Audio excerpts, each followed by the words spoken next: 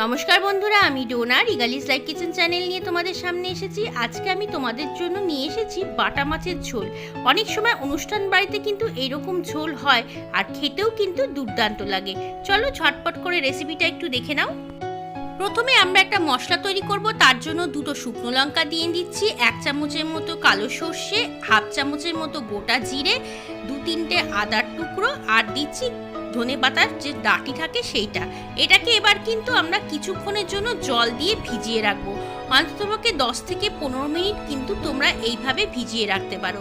আর আমি কালো সর্ষে ব্যবহার করেছি, তোমরা চাইলে কিন্তু তার জায়গায় সাদা সর্ষেও ব্যবহার করতে পারো। চলো এটাকে আমরা একটা ফাইন পেস্ট তৈরি করে নিয়ে আসি।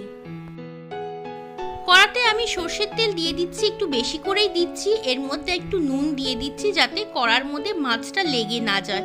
তেলটাকে কিন্তু খুব ভালো করে গরম করে নিতে হবে, তারপরে আমরা কিন্তু মাছটাকে ভেজে নেব।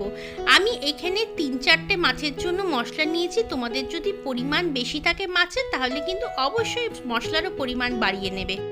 মাছে কিন্তু আমি হলুদ লবণ মাখিয়ে রেখে দিয়েছি। দেখো তেলটা গরম হয়ে গেছে। এখন আমি কিন্তু আস্তে আস্তে করে সব মাছগুলো ভেজে নেব। একবারে কিন্তু বেশি মাছ আমি দেব না, তাহলে কিন্তু মাছগুলো ভেঙে যেতে পারে। চলো মাছগুলোকে ভেজে নিই, তারপরে আমি তোমাদের সামনে আবার ফেরত আসছি।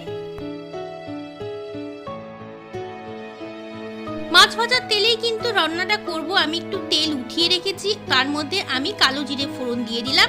আর এই যে মশলাটা যেটা আমরা ভিজিয়ে রেখেছিলাম, সেই মশলাটাকে কিন্তু আমি এখন তেলের মধ্যে ছেড়ে দিলাম। এটাকে কিন্তু খুব ভালো করে একটু কষিয়ে নিতে হবে। আর এর সাথে সাথেই কিন্তু আমি গুঁড়ো মশলাগুলোও দিয়ে দিচ্ছি। এখন গুঁড়ো মশলাগুলো দিয়ে দিই। প্রথমে 1/4 চামচের মতো চিনি দিলাম, হাফ চামচের মতো হলুদ গুঁড়ো দিলাম, হাফ চামচের মতো কাশ্মীরি লঙ্কার গুঁড়ো দিলাম আর হাফ চামচের মতো নুন দিলাম। এখন সমস্ত মশলাকে কিন্তু আমি খুব ভালো করে কষিয়ে নিব। যতক্ষণ না ওপর থেকে তেল ছাড়া ছাড়া হচ্ছে, ততক্ষণ কিন্তু সময় নিয়ে মশলাটাকে কষাতে হবে। আর অবশ্যই কিন্তু গ্যাসের ফ্লেম স্লো রাখবে।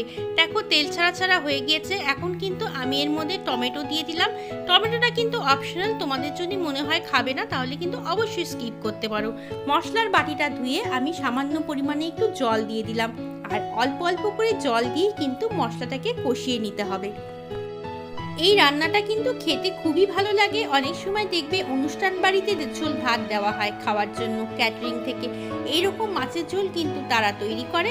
আর অনেকে যদি চাও এর মধ্যে পেঁয়াজ ব্যবহার করতে, তাহলে কিন্তু প্রথমে পেঁয়াজ বাটা ব্যবহার করতেই পারো। আমি কিন্তু এটাকে পেঁয়াজ রসুন ছাড়াই বানাচ্ছি।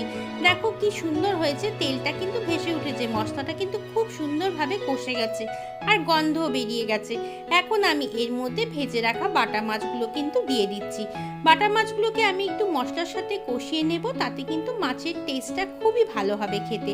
আর খুব সাবধানে কিন্তু নাড়াচাড়া করতে হবে যাতে মাছগুলো ভেঙে না যায়।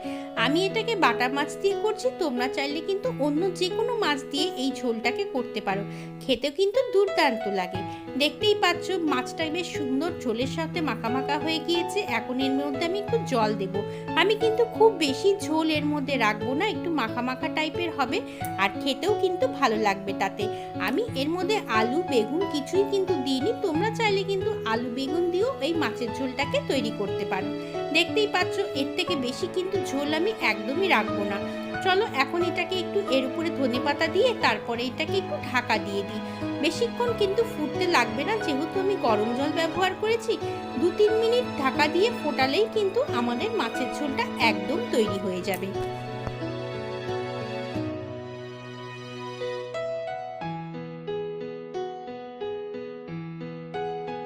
5 মিনিট পরে তোমাদের সামনে ফেরত এলাম। দেখো মাছের ঝোলটা কিন্তু টকবক করে ফুটতে শুরু করে দিয়েছে আর খুব সুন্দর একটা গন্ধ বেরোচ্ছে।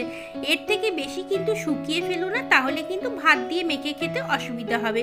চলো মাছের ঝোলটা তো একদম তৈরি হয়ে গেছে। এখন এটাকে আমি 2-3 মিনিট এইভাবেই বন্ধ গ্যাসের উপরে বসিয়ে রাখবো, তারপরে কিন্তু পরিবেশন করে দেব। চলো 5-7 মিনিট পরে তোমাদের সামনে আবার আমি ফেরত আসছি। এই দেখো তৈরি হয়ে গেছে একদম অনুষ্ঠান বাড়ির মতো করে বাটা মাছের ঝোল। এই মাছের ঝোল দিয়ে গরম গরম ভাত খেতে কিন্তু অপূর্ব লাগে। শুধু বাটা মাছ কেন, অন্য যে কোনো মাছ দিয়ে কিন্তু তোমরা এই ঝোলটা তৈরি করে ফেলতে পারো। যারা বাটা মাছ খেতে অপছন্দ করো কাটার জন্য, তারা রুই মাছ বা কাতলা মাছ দিয়ে খাবে, কোনো অসুবিধা নেই, টেস্ট কিন্তু একই থাকবে। আমার রেসিপি যদি ভালো লাগে অবশ্যই লাইক কমেন্ট শেয়ার করো। নতুন বন্ধু হয়ে থাকলে চ্যানেলটাকে কিন্তু সাবস্ক্রাইব করে নিও। আরও নতুন নতুন রেসিপি পেতে হলে আমাকে কিন্তু বন্ধু করে নিতেই হবে। চলো আজকের মতো আসি, সবাই ভালো থেকো এবং সবাইকে টাটা।